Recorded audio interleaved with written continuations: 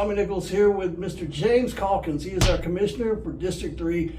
All of us wonderful folks up in the north end of Santa Rosa County. It's already been a long day, I guess you'd say. We had the county commission meeting this morning and we want to do a little interview. How you doing, James? I'm doing fantastic. I want to thank you for all you do and all the interviews you do to give the county information, and Appreciate that. I believe man. the citizens appreciate that. I appreciate that. And it's great hearing it come from a great local leader, and it's truly an honor to be sitting with you today, buddy. Well, speaking of the meeting this morning, there was a couple things on there that I'm sure that you would like to hit on. Like I said, it was started this morning at around 8:30, and just about 30 minutes ago we finally finished it up and got set up in here and getting ready to do the interview. So speaking about, well, Monday it started off and then it led to the day. Is there anything that you want to hit on that we talked about you guys hit on the commission meeting this morning? Absolutely. Some fantastic things happened today. Yes, sir. Since the day I got elected, one of my strongest things that I told folks is that we need to get our rural internet solved. Yep. So I've been meeting with staff, I've been meeting with companies, I've been working real hard on an issue that we just passed unanimously today. Right now we're offering $1.5 million to incentivize a company to come to Santa Rosa County and invest and get all our rural folks the ability to connect to high-speed internet. Oh, that would be great. And I can vouch from day one when you was campaigning, that was always one of your top priorities right there. Because you've heard me complain time after time, along with many of the residents up there, about how we're unconnected. Everybody's connected. We're the unconnected ones up there, and you made that a promise when you was running, and I'm glad to see that you delivered on that promise. I knew it was a lot of work, took a lot of time, and it was a team effort. But you kept your word on that, and me as a citizen, I really truly appreciate that.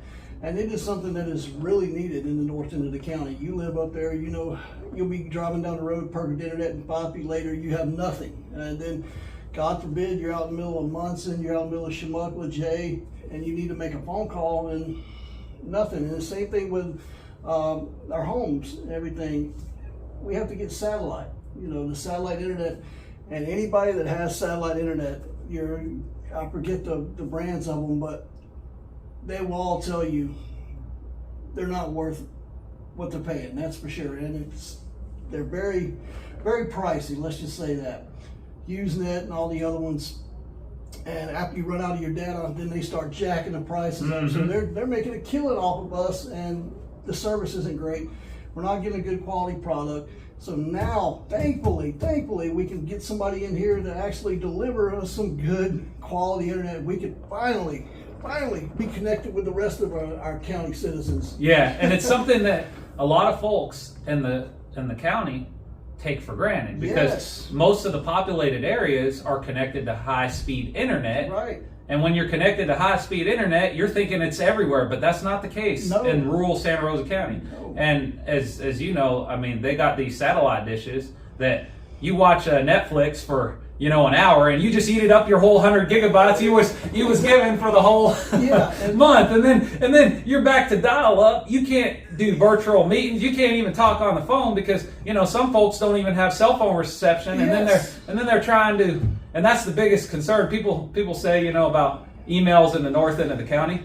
I don't get a lot. I get some, but I probably would get a lot more if people were connected to the internet. Exactly. And like you was talking about the whole movie thing, I know Mom and Dad, they have Netflix up there, and it's streaming along perfectly fine, and all of a sudden it stops and has to buffer. Yet you go, 10 miles down the road, they look at us like we're crazy. We tell them we have those problems. They don't understand that. But if you want to see it and experience it, come on up to Shamuckla, come on up to Wallace, Allentown, Munson. We'll show you what it's like to be unconnected. And so thankfully, finally, we can get somebody in here and get us all caught up with the rest of the world. Yeah, and it's also a public safety concern. There are actually people that depend on data and virtual schooling, and and things like that. And there's a lot of communities that the private companies will not invest in because of they can't make enough money. Like for instance, in Munson and some of the northeastern portions of Santa Rosa County, companies will not go there, and that's what we got to help. That's where government funding could actually help incentivize companies to hook up to the areas that they wouldn't hook up to normally. So our official goal is to get Santa Rosa County 100%, every house, to have high-speed fiber internet. And we also got to thank our governor, because our governor came here. Yep, he sure did. And got the message. At the Imogene Theater in Milton. Yep. That this is something that we want. I spoke to him a while back about this issue, and it's something that's very, very important.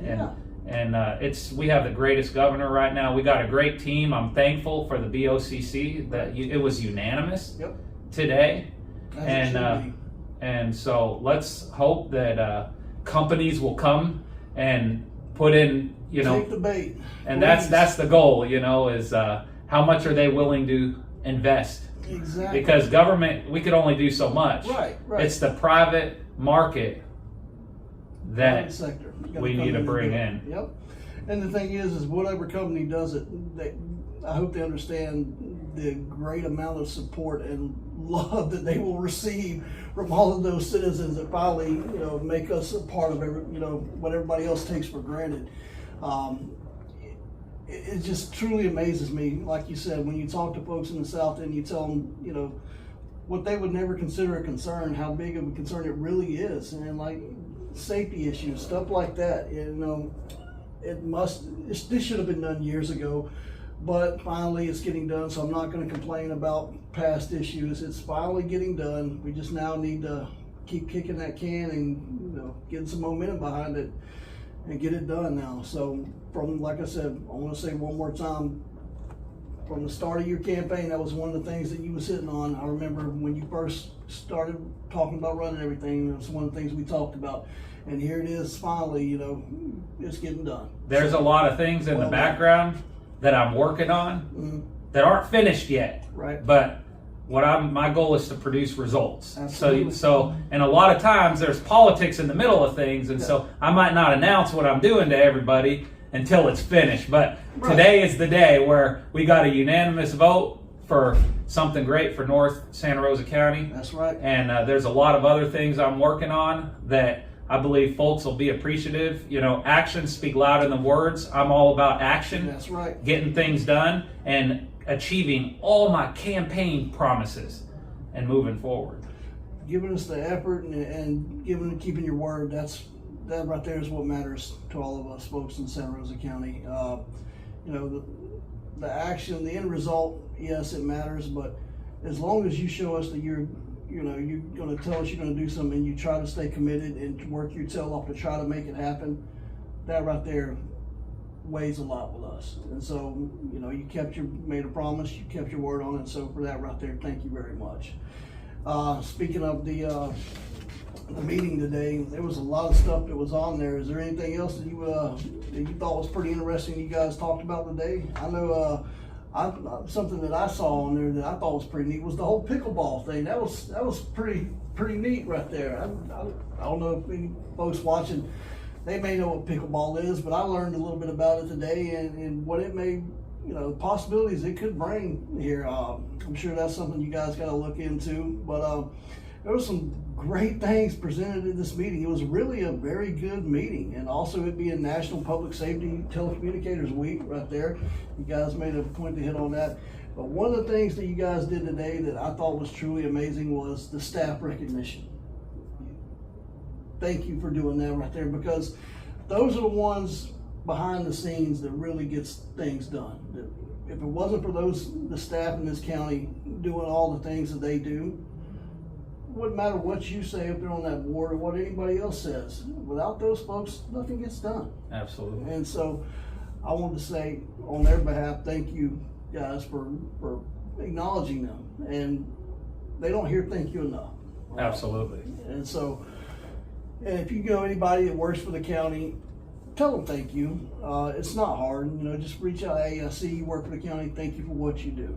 Absolutely. One of the greatest things we have right now is we have a good county administrator, Van Cook, a good assistant administrator, Brad Baker, and also a great county attorney, which is Tom Danheiser. Right. We have an all-star team, yes, and it starts with them and goes all the way down to the bottom. But I've ran into employees and they bring up ideas like, like, hey, it's hot in the summer. We need to, can we wear shorts? Right. And so I brought that to staff, and staff got it done. And so there's a lot of little things that aren't really talked about in the public, but it's about listening to them. We lost a lot of employees to other counties because we weren't paying enough. And I've always been the advocate of let's take care of the people we have. Right. Let's not grow the government. Let's not add more employees unless there's a darn good case. Right. And so I am all for taking care. Instead of adding 10 new employees, which costs us $1 million, include costs and benefits and it's annually. Yep. Let's take that money and give our guy, show them we appreciate them on merit. Right. And there's some guys out there, they work so hard. Yeah. And then you'll hire a new guy that gets paid more than him. Yep. And that doesn't show the gentleman that's been here for years the loyalty encouragement. We need to be loyal to our people, and we need to take care of them, and we need to listen to them. I am the biggest advocate for our employees and will always stand with them, and they're always available to come to me and give me their advice and opinion. I listen to them all the time, and we are blessed. I mean, these are some good people that do more than anybody, and they and not only that, but on their behalf as well. It shows how much they care for this county and how much they love this county by staying committed and staying in this county and working those jobs for us. When they could have went somewhere else and made a couple dollars more or whatever, or got this benefit, whatever, it doesn't matter. They stayed loyal and true to this county. So they deserve the biggest thank you and pat on the back that they can possibly get. And so for you to do that, and all the other commissioners as well, that was awesome. And on their behalf, thank you very much. Now, is there anything, before we move on, is there anything about this morning's meetings or anything coming up that you'd like to hit on? Absolutely. There was a resolution we got passed unanimously, and it had to do with foreign countries buying our agricultural land. Right. And they don't have our best interests. No, I mean, we're talking about China and Russia and really hostile actors that are buying agricultural land, and we don't know what they're doing with it, but it ain't gonna be for us. No, heck no. I mean, we had a Chinese balloon flying over our country that I would say right now, you see what would happen if that Chinese balloon came over Santa Rosa County. it would have crossed into Santa Rosa County, especially District 3, and that thing would have fell so fast. You have every good old boy in the world out there taking shots at it. And I'd be with them. That's right. Oh man, yeah. And as soon as we found out there was something up there in this Chinese on, some way that Chinese balloon got lucky that it didn't cross over Santa Rosa County. Granted, it was thousands of feet in the sky. I guarantee you, some good old boy up here would have found a way to invent something, some way, do the as we call it, the redneck genius, and this would have came out. They would have found a way to get that thing out of the sky. I promise you. But oh man, thankfully it didn't, make that trip this way. But yeah, they absolutely do not need to be involved around here, or in my opinion, anywhere in this country.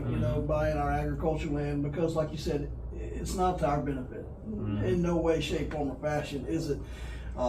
There's a reason they're doing it. What that reason is, we have no clue. And that is very scary right there. We don't know what they're doing. Once they get it, that's their private land. Who knows what they're going in there doing? And that's the land that we walk on and call home. You really think, Do you think that if we went to China, Russia, and he said, we're going to buy all these thousands of agricultural land, what do you think they'd say? They'd say no. Exactly, they would. And they would get us the heck out of that country with a quickness. And so, but yet we're going to turn around and say, yeah, come on in, have our blood flowing, life giving land. Absolutely not. Well, we lost our mind. We must have.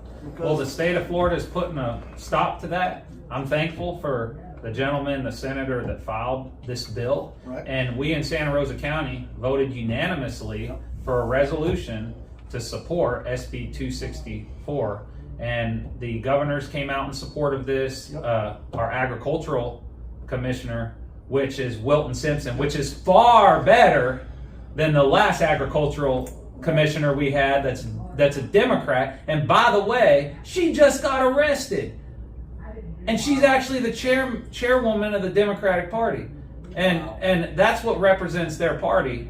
And I'm thankful. I was up in Tallahassee and got to speak with Wilton Simpson. He's doing a fantastic job, and we got a good crew right now. Yes, we do. We very much do. If you can go, you literally know the state of Florida all over the world. That's a good feeling right there. When world leaders are talking about your state, not your country, but your state, that's saying something right there. Mm-hmm. And there's been multiple world leaders that have spoken about the state of Florida and Governor DeSantis. So doing something. Speaking about issues in Tallahassee, what's your opinion on the new conceal carry law? What do you think about that one? Well, I'm gonna tell you. I don't know if you remember, about a year and a half ago, I put forward a resolution to support HB 123, which was the first bill ever filed in the state of Florida for constitutional carry. And there was a big fight on the board on whether we should do it or not. But thankfully, 3 commissioners at the time, which was myself, Commissioner Sam Parker, and Bob Cole, moved it forward. And I remember at that time it was a big debate, and they were all saying that, oh, it's never going to pass this state.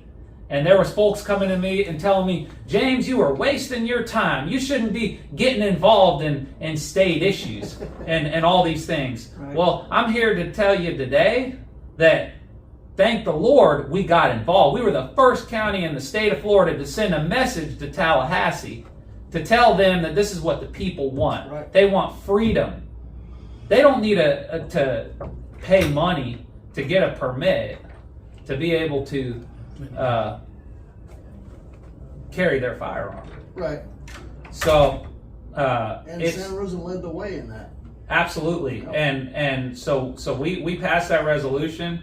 It took about a year, but a gentleman filed the bill, and then another gentleman in the Senate filed the bill, and the governor came out in support of the bill. But nobody would have been messing with this unless citizens rose up. Right. And I'm gonna give some credit to yourself, Sam Mullins, your brother, Sam Nichols, and a lot of other citizens, Larry Hettu, and Wayne Smiley, we had a Second Amendment rally. Yep.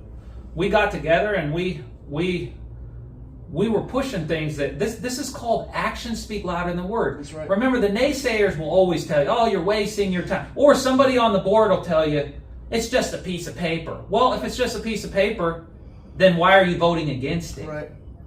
If it's not important, then why are you voting against it? That's right. Do the right thing. Uphold the citizens' will. Santa Rosa County is a Second Amendment county. Yes, it is.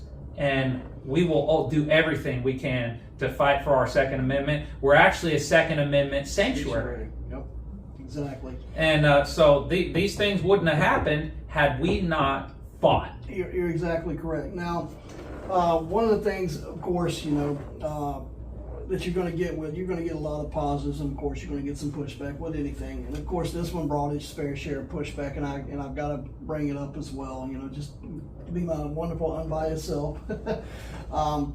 I read in there that some of the folks that were upset with the bill that actually went to the lengths of saying, you know, any bloodshed now is on anybody's hands that supported this bill. To me, that is completely nuts right there. To me, when they bring up the mass shootings in schools, which are absolutely horrendous, you want to harden something. You don't want to make it softer, in my opinion. You make something harder for something to go down. If you pull all the safety precautions away, and you say, look, it's right over here free for the taking, and somebody goes in there that is intent on doing something, and there's nothing there to protect anyone, it's going to be a massacre, you know? So thanks to things, you know, of course with concealed carry as well, and the Guardian program ship and stuff like that. And we have some amazing school resource officers in this county, some of the best in the nation, I'm willing to bet. And I know several of them personally. And if something was to kick off in the school, I guarantee you they would run right toward where the noise. I don't want to say anything, you know, that's going to upset some folks, but that's just the type of folks we have here in this county. But you want to harden something. You don't want to soften it. And this law is going to make it that much harder for some kind of something horrible to happen. It's not going to make things easier. I don't understand, you know, the thinking, but that's just those opinions of those that are anti-gun no matter what it is. Absolutely. And they're going to find a reason to knock our Second Amendment every chance they get, even though in reality they may think that, well, if I'm walking through a place and I see somebody or know that there's a good chance that at least several people have a gun on them in here, I'm not going to pull out a gun and start doing something stupid. Unless I have a suicide wish, of course, but you're not going to get away with it. You want to harden, you don't want to soften. And like you said, that Second Amendment rally was absolutely amazing that we was able to put on, and it showed really where the citizens of Santa Rosa County were. They were truly behind the Second Amendment right there, and that made me, I'm sure it made you feel amazing as well to know we live in such a great county that respects our Constitution and enforces our Constitution. And now it's finally good to see that it's statewide. We got something, you know, that can, you know, help create that shining city on the hill, even though it may be just the state of Florida, but I'll take it. You know, if we can have more freedoms and more liberties here, then by God, I'm all for it. Absolutely. Well, there was a lot of folks unhappy with the constitutional carry bill that was passed on one issue, that it didn't include open carry. Right. And I'll agree with those folks. Right. But this is a start. Exactly. But we need to start at Santa Rosa County to get that open carry law repealed. Right. Because 46 states in our nation allow open carry. And we're one of 4, along with California and New York. I mean, we don't need to be, you know, we don't need to be in that category. So that's the next fight that we need to push for. Exactly. And while everybody's gonna, you know, there's gonna be a lot of folks that say, oh, we shouldn't do this. Well, 46 states are on board with it. Do it. So we need to stand up. We need to have another Second Amendment rally. Yep.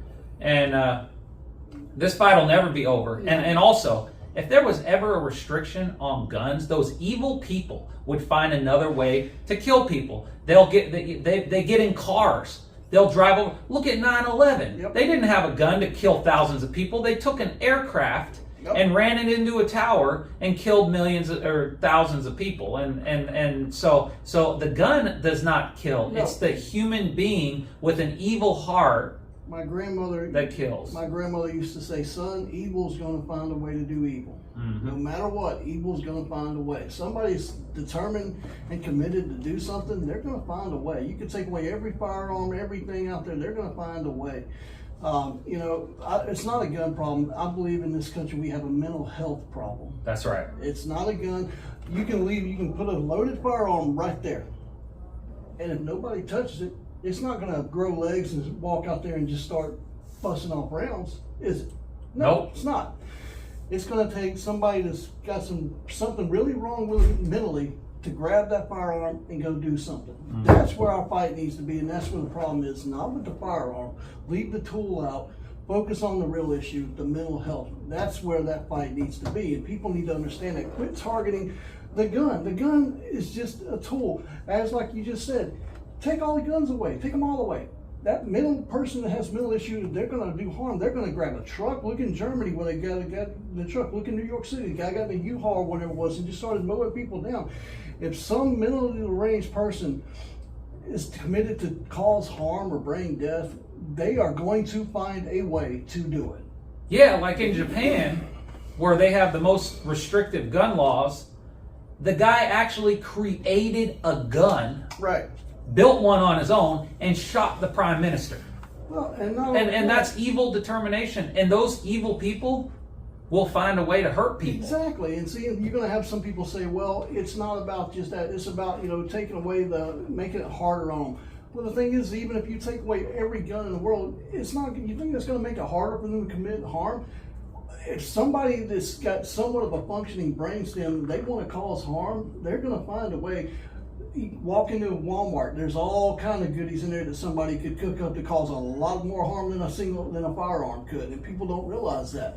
So focus on the real issue. It's the mental health. We need to focus on getting people, figuring out what's going on with them, because obviously there is something on. Hell, years ago, when we used to see, you go back and watch movies in the 60s, 70s, 80s, and even in the 90s, you'll see kids pulling up to high school, and I've got family members with pictures with gun racks in their trucks going into high school.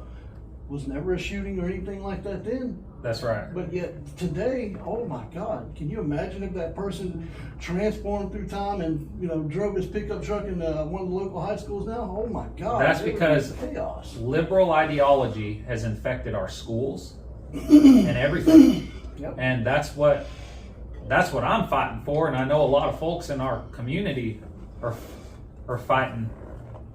Well, and good segue into that is something your wife is currently into right now. You want to tell us a little bit about what Maria's got going on now?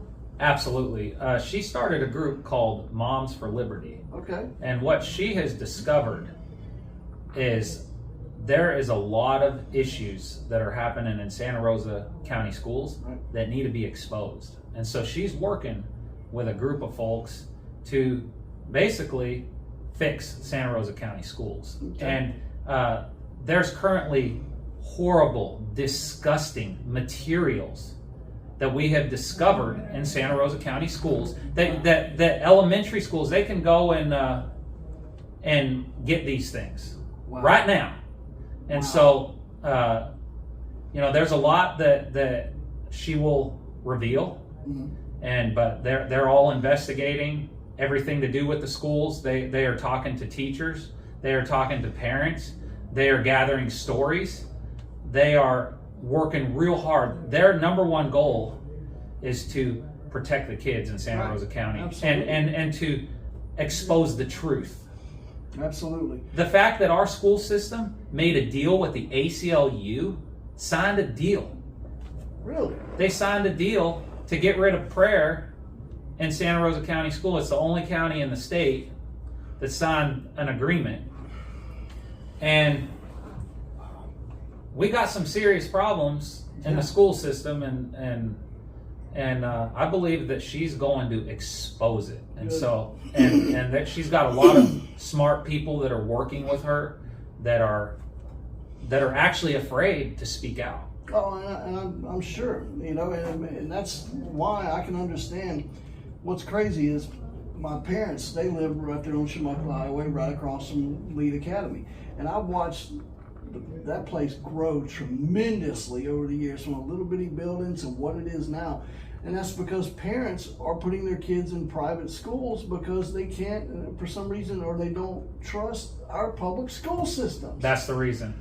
And can you really blame them? I mean, and I know we discussed beforehand, until our public system is fixed to a lot of parents' likings, I'm sure they're going to continue to pull their kids out and put them in and pay for their kids to go to these private schools. And now once the issues that they deem are problematic are resolved, then I'm sure that then they would gladly, if their kids were still in school, put them back in the school system. I mean, I don't mean to throw you under the bus or anything. I know your kids go to a private school, and I'm sure that's got to be some of the same reasons. Because we've discussed it, others have discussed it. years ago, when I was growing up going to school, private school, we would have never thought about that. You know, I'm a product of public schools, just like 90% of the people around here my age are. But now it's taken over. Mm-hmm. And you ask yourself, I like to find the root cause of reasons, and when you look back, like, why is this happening? Why? I had no problem with public schools, and now they're just, people are being pulled away and going to all the private schools. And when you look into the reasons, you ask parents and you ask teachers, well, this is why. And then you think, well, you know, I can't blame them, because at the end of the day, your job as a parent is to protect your child and prepare them for the world.